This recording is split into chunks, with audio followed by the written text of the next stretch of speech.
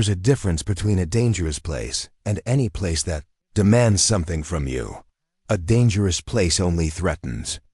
You can escape from it, go around it, choose a safer path. The danger is always there. Whether you are there or not, the danger persists. A place that demands something is different. It doesn't threaten you abstractly. It confronts you directly. It tests your preparation, your fitness, your courage, your judgment, and decides whether what you have is sufficient for what it demands. The mountain doesn't bargain. The ridge doesn't widen for those who fear it. The canyon wall does not provide extra handholds for those who do not train. The routes in this video are places that demand something from you. None of them are dangerous in the way a faulty bridge is dangerous here. The threat stems more from the deterioration of the structure than from the nature of the terrain. These routes are exactly what they appear to be. The exposure is visible. The slope is real. The width of the path is the width of the path, and nothing is hidden from the person deciding whether to take it. The danger here is not a trap. It is a question posed by the terrain. Do you have what it takes? Some routes ask this question at high altitudes, when the air carries only half the oxygen your body expects, and your body's reactions slow down accordingly. Others ask it on ridges slightly wider than a human foot, where the ground on either side disappears into the void below. Some ask it in narrow canyons where the danger is invisible from where you stand, but comes from a drainage system 30 miles away that you cannot see. Some ask it through endurance, not a single minute of hardship, but the accumulation of 14 hours of hardship, hour by hour, discovering what the body can truly sustain and what it cannot. What these routes offer is this: an experience proportional to its cost. Not metaphorically, but literally. The view from the summit is more beautiful than the summit itself. The canyon is more beautiful than the base, accessible only by walking through it. The ridge is the ridge only when you are on it. Your hands braced against the rock, a drop on either side.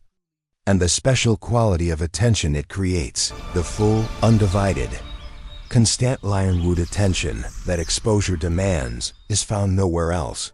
When you pay the price to see the world, this is how it appears.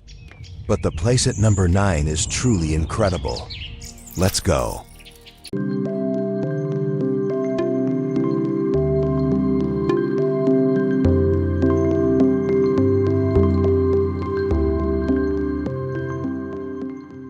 Helvellyn has routes to its summit that do not prepare you for striding edge.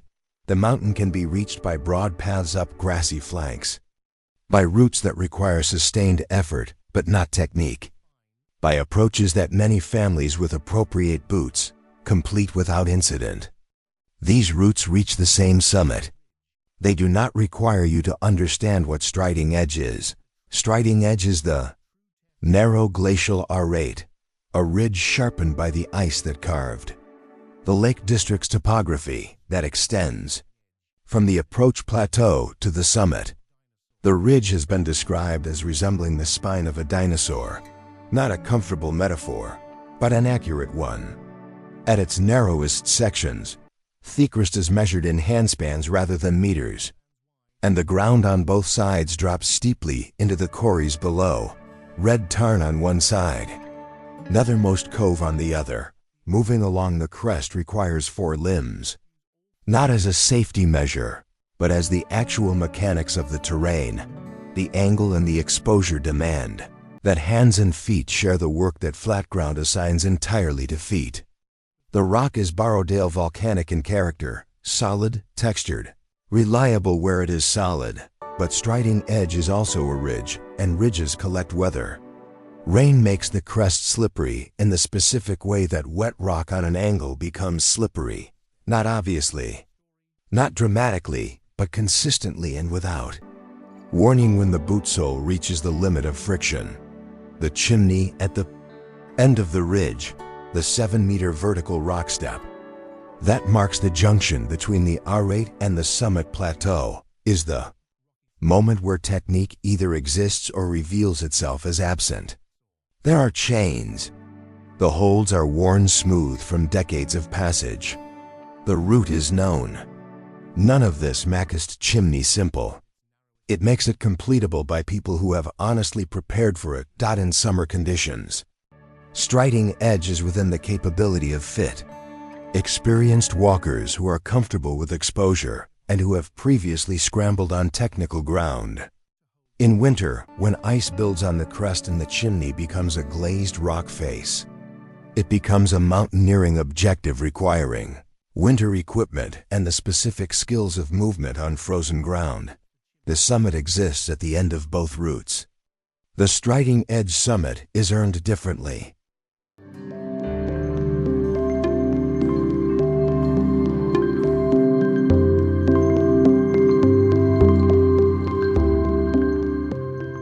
In 1916, a minister looked at the sandstone formation rising from the canyon floor and said that the summit was so high that only angels could descend there. He was not mistaken about the height. However, it turned out that he was mistaken about the descent. Angel's Landing is a ridge of Navajo sandstone, a narrow rock ridge rising 454 meters above the Virgin River and connected to the canyon wall by the route now marked by chains. The chains were installed because the last half mile of the route is a ridge path narrower than a person's shoulder at its narrowest points, with the canyon floor hundreds of meters below on either side. On wet sandstone, and the canyon collects rainwater, the friction provided by boot soles is the friction of polished, wet rock. And this was insufficient without additional connection provided by the chains. Welter's Wiggles came before the chains. 21 steep switchbacks carved directly into the rocky surface below the ridge. Short and steep, not built onto the rock, but carved out of it. This is where the physical effort of the climb intensifies. And it is precisely here that those who are not physically prepared realize for the first time that they are not ready for what lies ahead. The view from the summit is actually the view from a rock outcrop 454 meters above the canyon. The canyon in both directions. The walls opposite at eye level, below. The Virgin River reduced to its natural scale, not the river that fills the valley floor where you stand beside it, but the fine line it has carved over millions of years. True to its landscape scale, people have lost their lives at Angel's Landing. The permit system introduced in 2022, a lottery system with a very limited daily quota, manages the crowds on the chain section. This section, requiring coordination to pass in both directions simultaneously, created a coordination problem among strangers at the worst possible spot. The permit doesn't change the ridge. It changed the number of people on it at the same time. The chains define the route. The exposure that necessitates the chains is what the chains make accessible.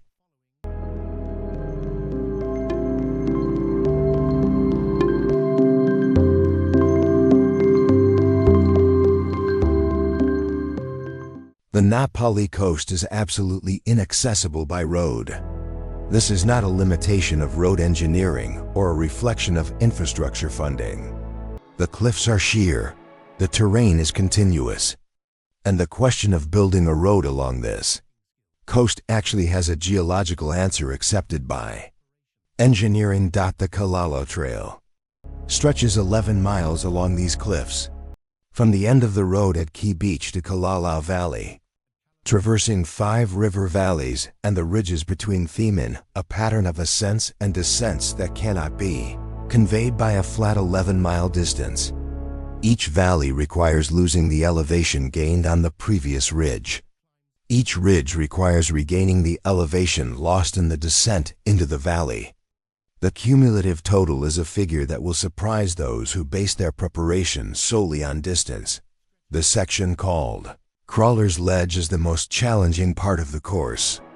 The path crosses the surface of the cliff above the ocean. The Pacific Ocean is just below. The cliff is right behind, and the path between them is exactly as wide as it is long. The choice in this section is one offered by all open passages: to continue advancing with the caution the terrain demands, or to stop which creates its own unique difficulties on an exposed ledge. Kauai is one of the rainiest places in the United States. The Na Pali valleys do not drain volcanic soil slowly. It saturates and turns into slippery, organic mud that tropical soil transforms into during constant rain. Streams that are dry in summer become fast-flowing waters in winter. And traversing fast-flowing waters in a narrow valley requires the assessment that flowing water always demands: depth, current, bottom conditions you cannot see from the shore. The permit system controls access to the entire trail. It manages volume rather than difficulty level. The trail is shaped by the visitor density generated by the permit system. Kalalau Beach, once reached, is what preserves its inaccessibility.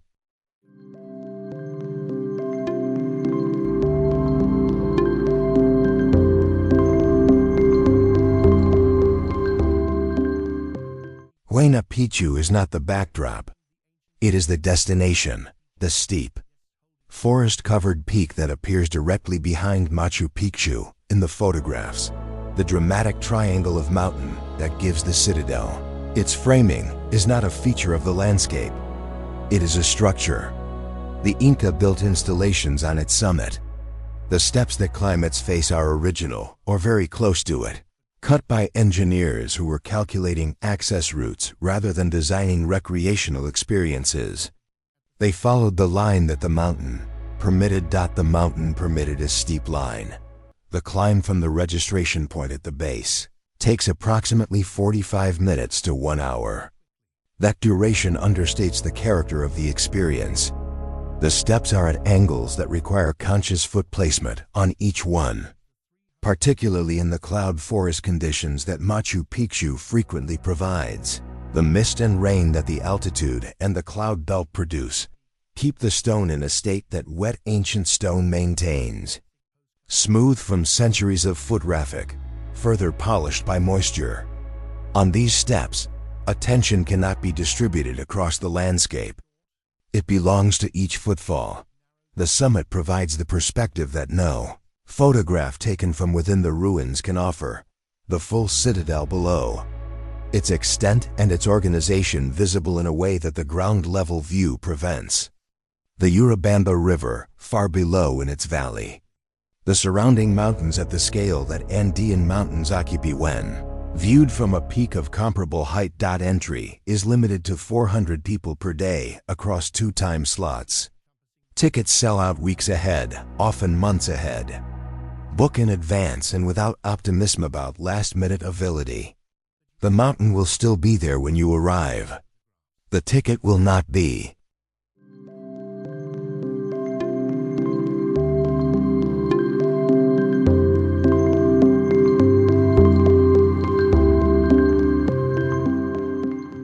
Before 2015, this path actually had a different reputation.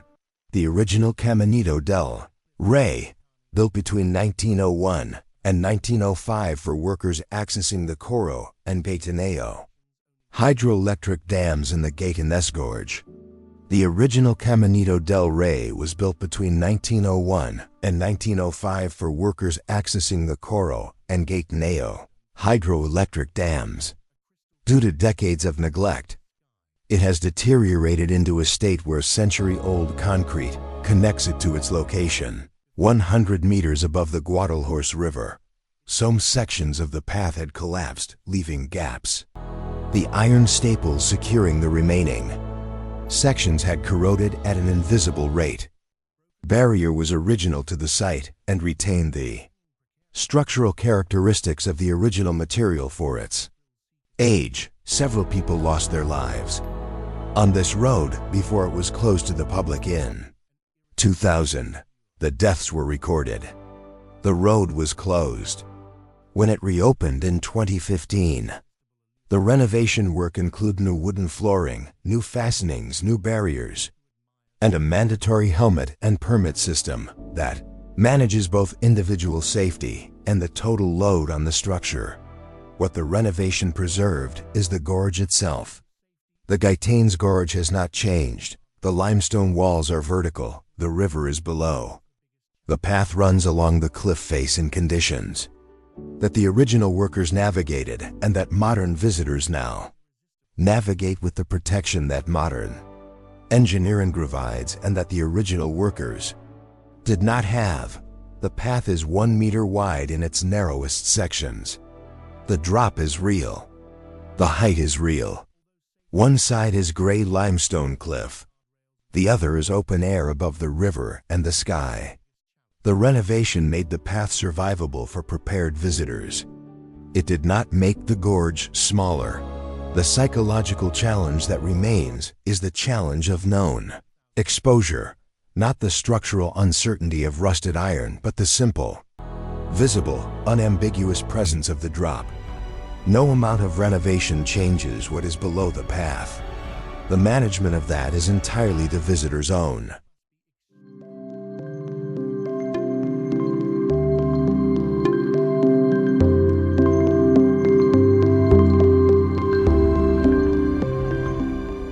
There are no marked trails across the top of the Drakensberg, the Grand Traverse, approximately 240 kilometers along the escarpment from Cathedral Peak in the north to Bushman's Neck in the south, is not a trail in the sense that European long-distance routes are trails. There is no waymarking. There are no huts. GPS, there is no rescue shepherd infrastructure trails, positioned jagged along rocks, the route. and tussock There grass is the escarpment that can itself easily cause at altitudes sprains between and slips. 2,800 and 3,482 meters, and the GPS coordinates that previous parties have recorded as the closest approximation of the route that the terrain allows. Navigation here is a skill rather than a process. GPS provides coordinates, but the basalt plateau of the High Berg does not always offer a direct line between 2 points. The combination of frost-shattered rock, deep tussock grass, cliff edges that are not visible from more than a few meters, and the afternoon weather that the escarpment generates requires the continuous reading of terrain, identifying which line is passable, which rock is stable, which section of tussock conceals a drop or a soft patch that is distinct from following waymarks. You must be The extremely elevation fit, gain and have loss experience per in day multi-day averages backpacking, 800 to be a skilled 1,200 navigator, meters, and be able to sustained withstand across cold. the 10 to 15 days that the traverse takes for prepared parties. The cumulative effect is not the dramatic challenge of a single hard day, but the grinding arithmetic of high-output effort repeated daily until the body's reserves, if they were not honestly assessed at the start, are depleted in the middle of terrain that does not permit the kind of exit that a wrong assessment in other mountains might allow. The lightning on the Drakensberg escarpment is the weather event that the route's elevation makes specific and serious. The afternoon thunderstorms that develop over the plateau arrive with the timing that altitude and equatorial proximity produce, predictable in pattern, variable in intensity, and capable of producing strikes on ridges where the tallest available point is a person standing. The traverse demands fitness that has been honestly assessed, navigation skills that have been practically developed, and cold weather equipment appropriate for nights that drop well below zero at 3,000 meters.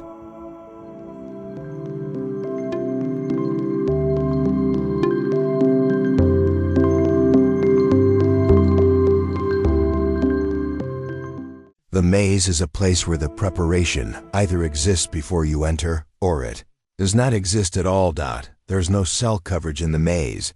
There are no ranger stations within walking distance.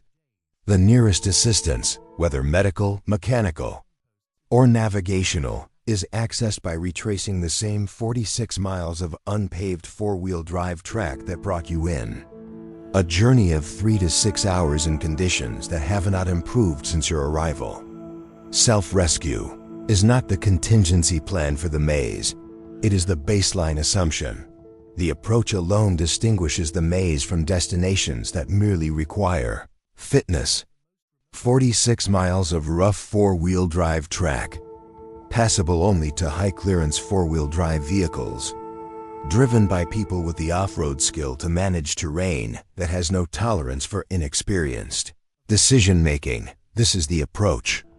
The navigation challenge begins at the trailhead. The maze itself is named for its character. To reach the starting Near point of the identical trail, sandstone you must canyons drive a arranged in a four-wheel drive complex that off-road presents the same vehicle walls over and rough junctions terrain from multiple for at least angles, 3 to 6 making hours. orientation by visual landmarks systematically unreliable. Cairns, the stacked stone markers, left by previous parties, exist and disappear with previous parties, and the wind that moves through the canyon system. What remains is GPS, map, compass, and the ability to read three-dimensional canyon terrain in two-dimensional representation. The maze is not dramatic in the way of exposed ridges. Its danger is the specific danger of remote places, the accumulation of marginal decisions in an environment where the margin for error has been removed. A party that misjudges their water, or their route, or their pace, or the duration of their food supply does not make those discoveries somewhere with options. They make them in the maze, which does not offer options beyond the options the party brought.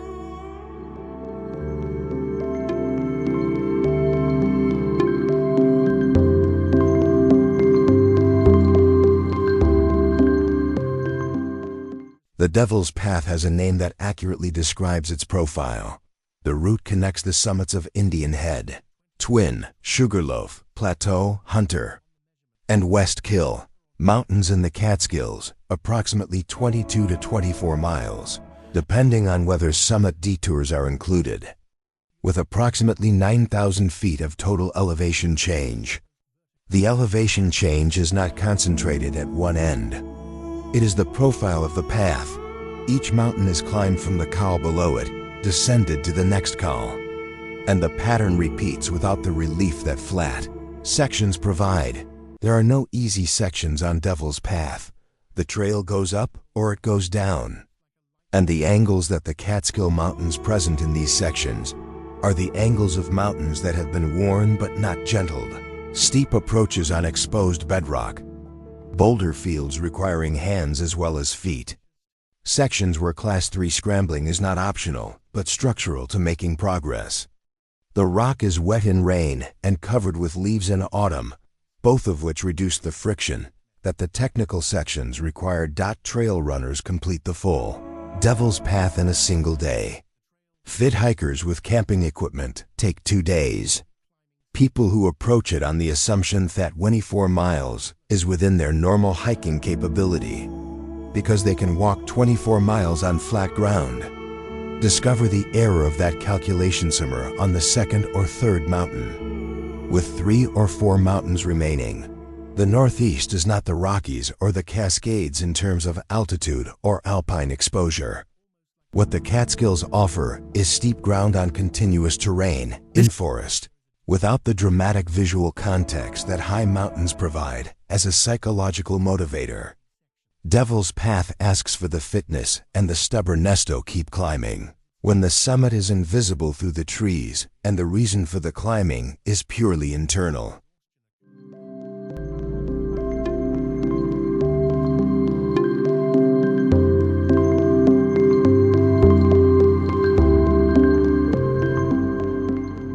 The name is a form of misdirection. Mist trail suggests something light, moisture in the air, the peripheral sensation of moving water, the atmospheric quality that proximity to waterfalls creates.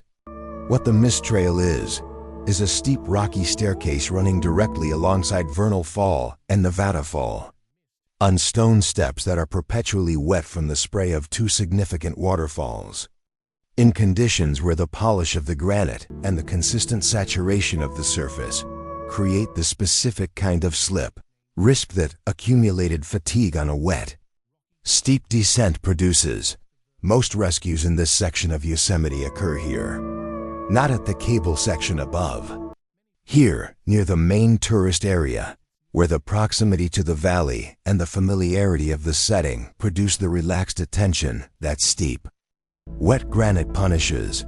The extension to Half Dome adds the cable route. 2 parallel steel cables on the final 400-foot section of the summit dome, ascending a polished granite slope at approximately 45 degrees. The cables provide lateral support on a surface that without them would require technical climbing equipment. With them, it requires physical strength, the grip strength to hold the cables while moving upward, and the presence of mind to manage the exposure that the slope's angle above the Yosemite Valley creates. Half-dome permits are a lottery with limited daily allocation. The lottery exists because demand for the cable section significantly exceeds what the terrain can safely accommodate simultaneously. The permit manages density. It does not manage the cable section's character.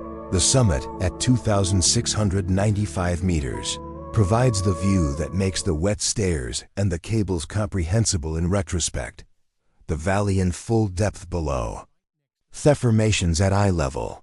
The scale of Yosemite legible from the height that its features require for perspective, but do not be stubborn on the descent. That is where the rescues happen.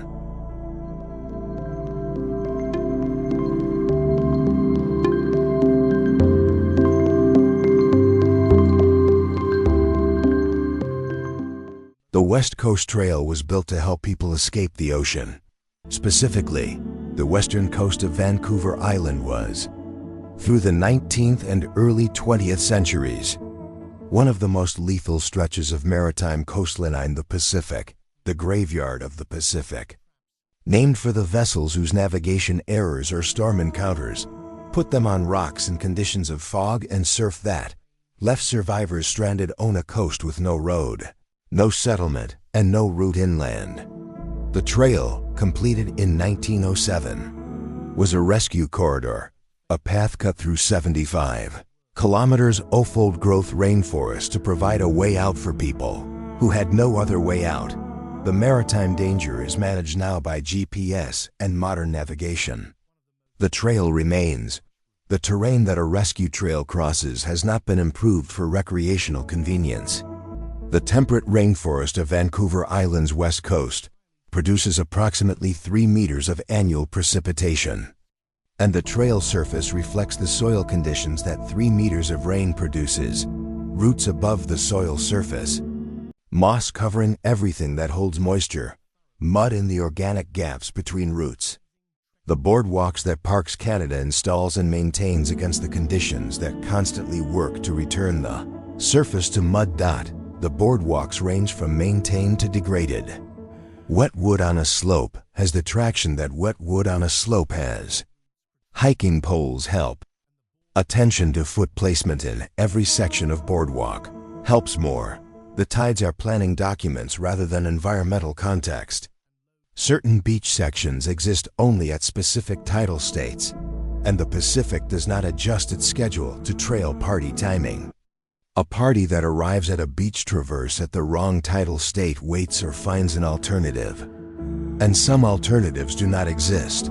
The Pacific is present throughout the route with the specific quality that a coastline gives its ocean: sound, weather, the sudden appearance of the sea at headlands, the seals and occasional whale visible from the cliff edges the trail crosses.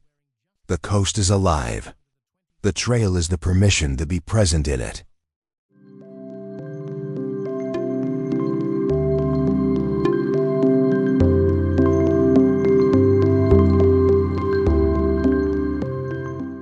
Mount Washington is 1,917 meters high.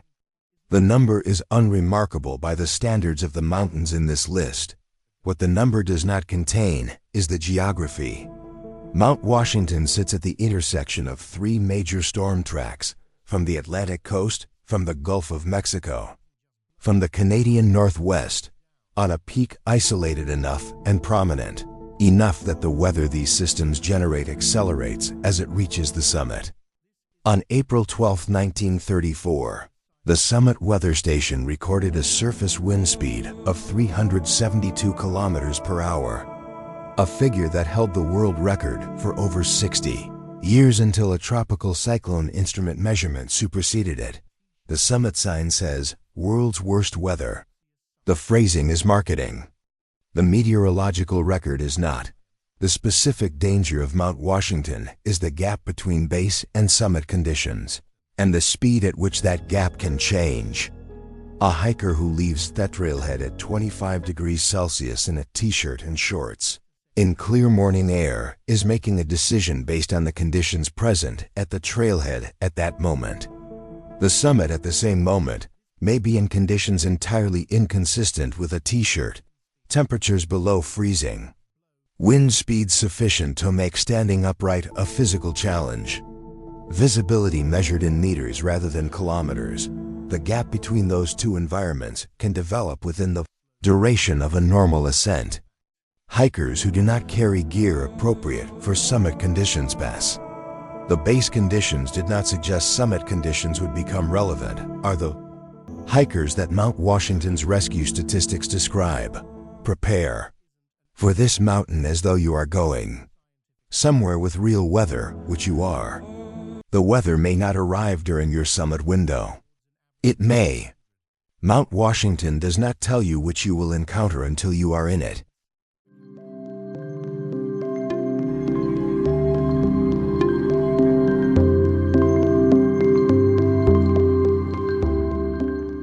The Grand Canyon inverts the relationship between effort and elevation.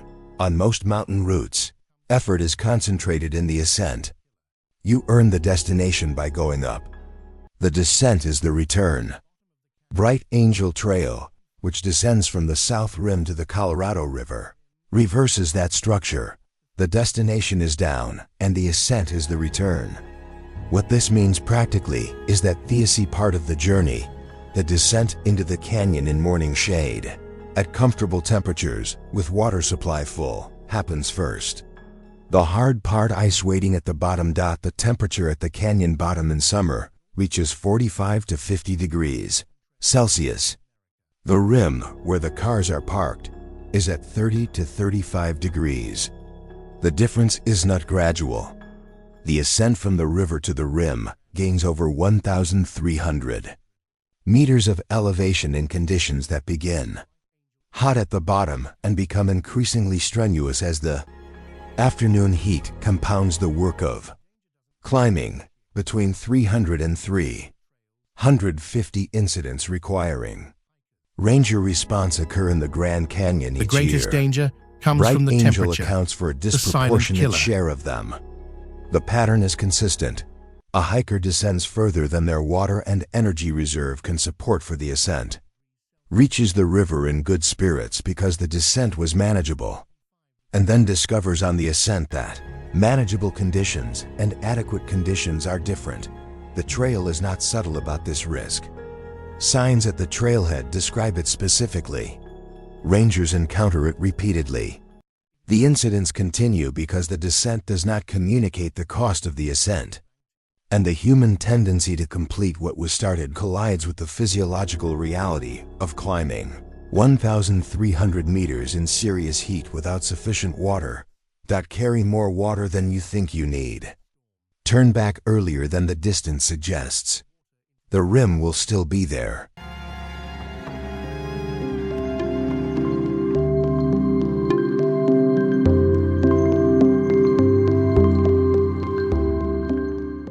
Buckskin Gulch is 21 miles long, up to 200 feet deep, and in its narrowest sections, less than 3 feet wide. These three dimensions define its character precisely. The length means that a party entering the gulch from its beginning has committed to a route with very few exits until the end. This is not a route with easy escape hatches if conditions change or judgment proves to have been wrong. It is a corridor, and the commitment to the corridor is made at entry. The depth means that the canyon walls create a specific visual and atmospheric environment unlike any other hiking terrain. The walls close enough overhead in places to narrow daylight to a strip. The light that reaches the floor, the filtered light of walls rather than open sky. The colors of the Navajo sandstone in these conditions ranging through orange and red, and purple in a spectrum that open sky does not produce. The width means that in the narrow sections, two people cannot stand side by side. A pack extended perpendicular to the direction of travel may not clear both walls. The canyon imposes a specific form of physical presence, single file, arms in, attention forward, that no other hiking terrain requires. The flash flood risk is not a theoretical concern. Buckskin Gulch is a drainage channel. Water that falls anywhere in the upstream drainage basin, which extends far beyond the canyon walls, far beyond the visible sky above the gulch, into a plateau that a rainstorm 20 miles away fills with runoff, reaches the canyon floor. The transit time between rain falling on the plateau and water arriving in the gulch floor is shorter than most people expect. The canyon walls, which prevent escape, also prevent observation of the weather that is generating the water. The debris lines in the sandstone walls record previous floods at specific heights. Some of them are significantly above head height. Check the full upstream forecast before entry. Every time.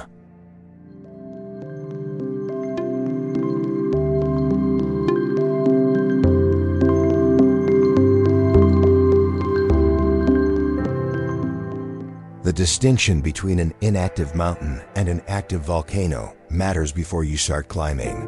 Mount Rinjani's last significant eruption was in 2016. It is classified as active. The caldera that the climb approaches and descends into contains a growing volcanic cone, Gunung Baru, which has been building since a 1994 eruption, and a crater lake, Sagara Anak, whose chemistry reflects the continuing geothermal activity of the system below.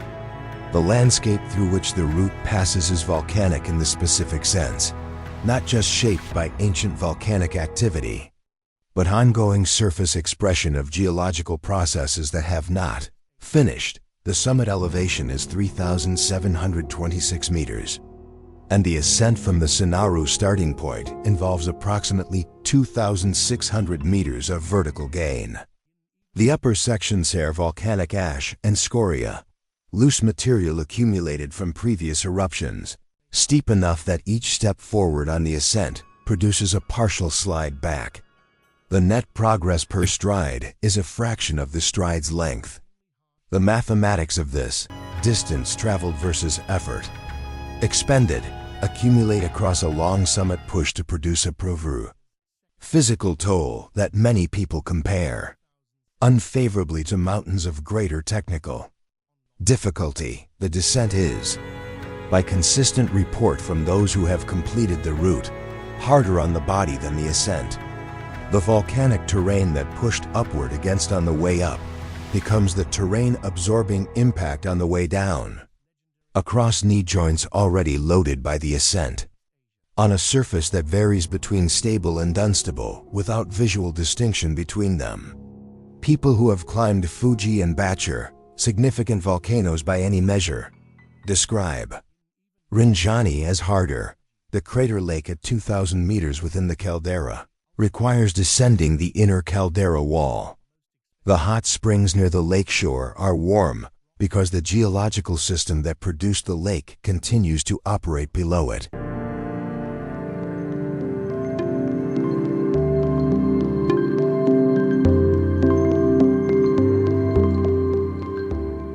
Pacaya has been erupting continuously since 1961.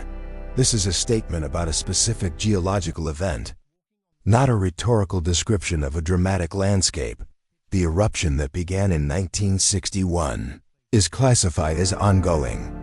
Pacaya has been adding material to itself: lava flows, ash deposits, the growing cone of the summit for over 60 years with varying intensity, through the full duration of the time that modern visitors have been climbing it.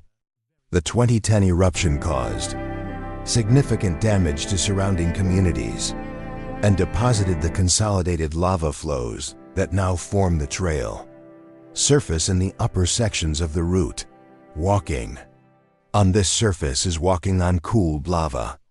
Not rock that is similar to lava. Not volcanic rock that formed in a previous geological era. Lava from a flow that was molten in 2010. Cooled to the specific texture that rapid cooling of basaltic lava produces. The surface is not smooth.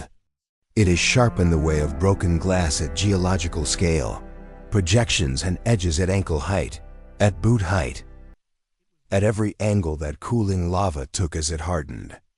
The boots that survive multiple ascents of Pacaya exist as a specialist category. Ordinary hiking boots do not. The volcanic ash on the approach sections has its own relationship with gradient. Fine, dry, compacted ash on a steep slope provides the traction of fine, dry, compacted ash on a steep slope, which is to say the traction of a very imperfect surface. One step forward, half a step back, sustained over a long ascent, converts the altitude gain into a number that the actual distance climbed does not reflect. Sulfur dioxide from the active vent is detectable at distance. At close range, near the vent, it is not merely detectable but physiologically relevant. The wind direction on the day determines the exposure.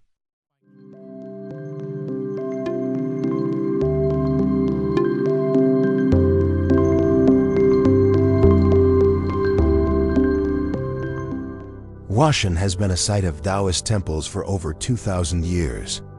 The monks who built and maintained those temples accessed them by the paths the mountain's granite faces permitted. The plank walk, a section of wooden planks bolted to the sheer cliff face of the south peak at approximately 2,160 meters, is not a modern construction for visitors seeking a thrill. It is the route that the temples required and that the mountain permitted. The planks are approximately 30 centimeters wide. Below the planks is a drop of several hundred meters. The cliff face presses against the shoulders from behind. The harness system, mandatory for this section, provides attachment to a safety line that allows continued movement along the route while maintaining connection to the mountain. The harness is provided at the base. Its correct use is the visitor's responsibility. The specific, psychological demand of the plank walk is not simply the height alone is a condition that most people can adapt to with exposure and time. It is the combination of height, narrowness, and the social problem of simultaneous two-directional traffic. The plank runs in both directions. Passing another person, moving from one side of a 30-centimeter plank to the other, above a several hundred-meter drop, while the other person does the same, requires a moment of reduced connection to the mountain that the drop makes significant. The queues, during peak periods and national holidays, can extend into the passage itself. Waiting on a narrow cliff ledge with the exposure present and the lean ahead moving slowly distributes the duration of exposure across a time frame that continuous movement would not produce. The temples at the summit are still there. The planks are still the route to them.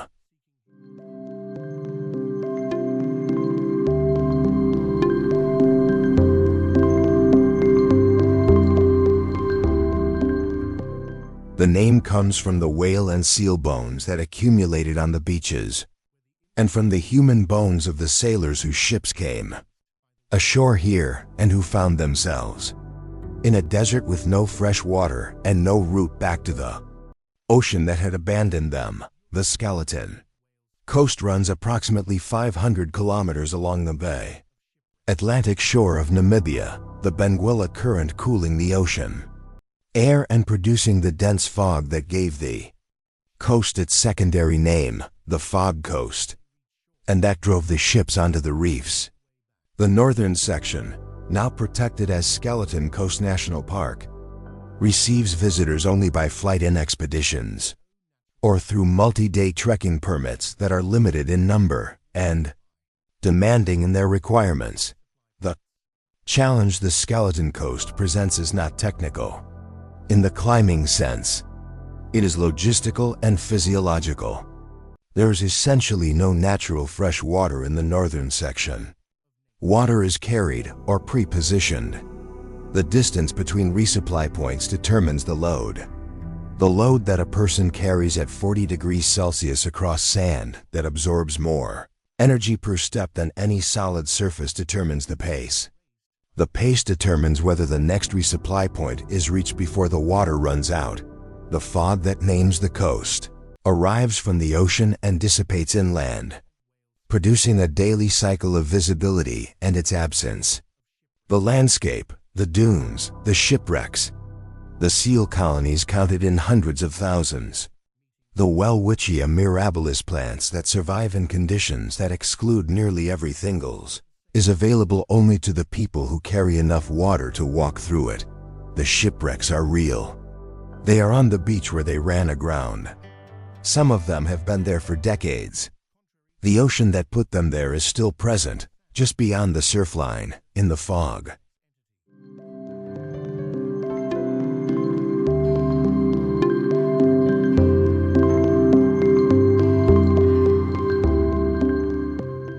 The Gobi confounds the expectation that deserts are sand.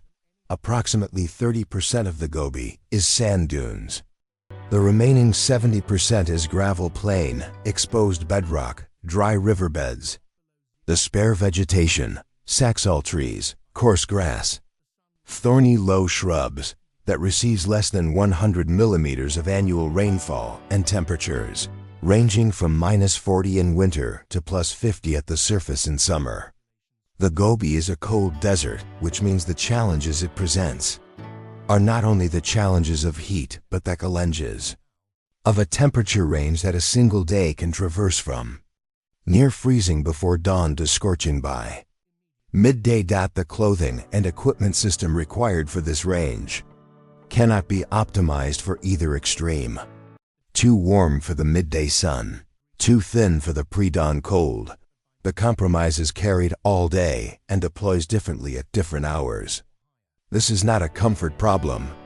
In the Gobi's temperature range, hypothermia and heat stroke are both available within the same 24 hours. Navigation. In the gravel plain sections, the majority of the terrain presents the specific challenge of a landscape with no landmarks. The gravel is uniform. The horizon is uniform. The GPS says you are moving in the correct direction. The terrain provides no confirmation. When the wind moves, the sand records nothing.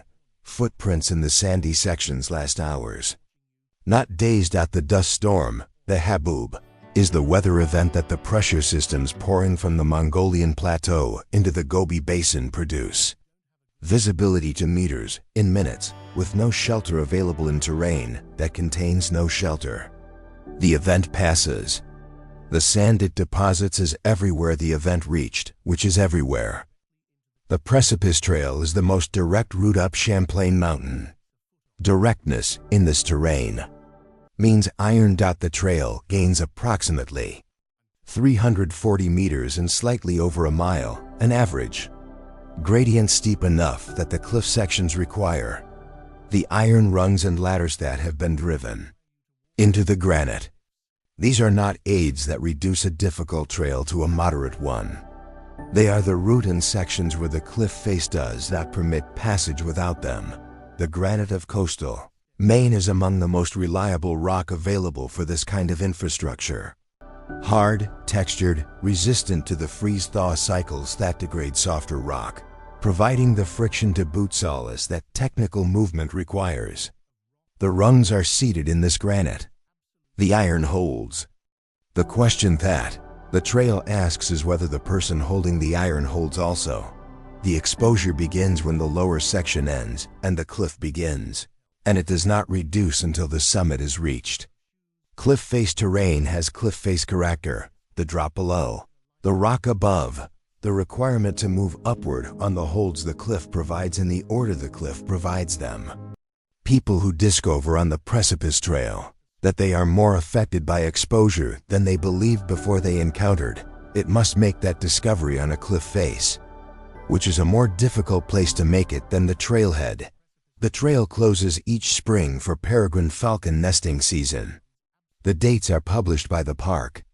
The peregrine uses these cliffs as nesting habitat, and the Park Service manages the tension between the falcon's requirements and the trail's visitors by closing the trail during the period when the conflict is direct, Maine in autumn. When the trail reopens fully, offers the specific visual context of Atlantic coastal forest at its color peak and the cold clarity of September and October air.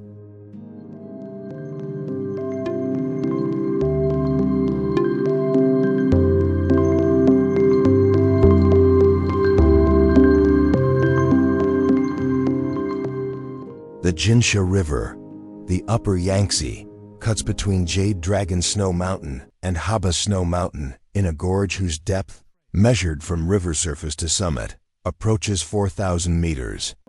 The number belongs in a different register than most topographical measurements. It is not the depth of a canyon in the sense of a river having cut through a plateau. It is the depth of a space between two mountain ranges, each exceeding 5,000 meters, with a river at the bottom that has been cutting since the mountains were formed. The high trail traverses the lower slopes of Haba Snow Mountain between approximately 2,000 and 2,700 meters, far above the river. Far below the summit, in the zone that the trail builders found passable. The trail narrows in the sections closest to the gorge edge, where the path has no alternative to the cliff face. In these sections, the gorge is present not as a visual feature, but as the physical reality of what is on the other side of the path edge, the river. Nearly a vertical kilometer below, in a slot too narrow for the sound of it to reach. Clearly the 28 bends, the descent to the river level at the Paiu Gorge's end, are 28 switchbacks descending approximately 1,000 meters on a slope that the 28 bends exist to make manageable. They manage it in the mathematical sense. The switchbacks reduce the average gradient to something legs can handle. They do not manage it in the sense of making it comfortable, particularly after the elevation accumulated on the high trail has already loaded the knees that the 28 bends further load on. Descent. Rain turns the path's edge sections from a surface requiring attention to a surface requiring maximum attention. The clay and organic content of the soil in these sections responds to moisture as clay responds everywhere by reducing friction towards zero.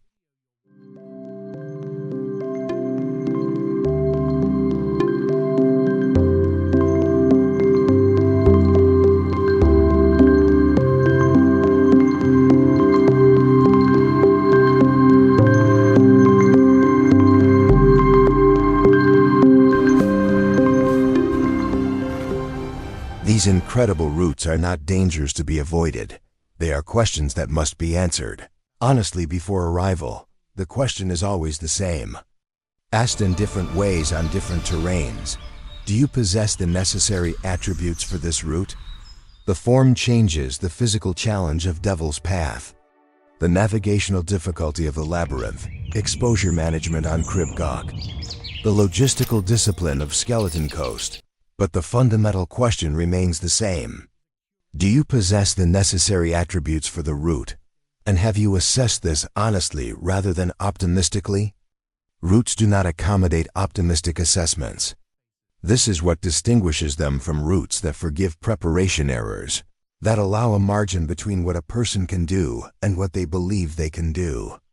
These routes use that margin. The gap between ability and the route's requirements is not absorbed by the route. However the route imposes it, this gap is absorbed by the person. There's no argument against respecting this. The argument for attempting these routes, for the person who has answered honestly and correctly, is the experience that only the route can provide. The summit reached via the ridge that required everything you had. The canyon floor that is accessible only to people who walk to it. The view that the height costs to reach. The world at the end of a difficult route is the same world as at the beginning. The person who returns from it is not. The mountains set the terms. The only negotiation available is the preparation you bring. Bring enough.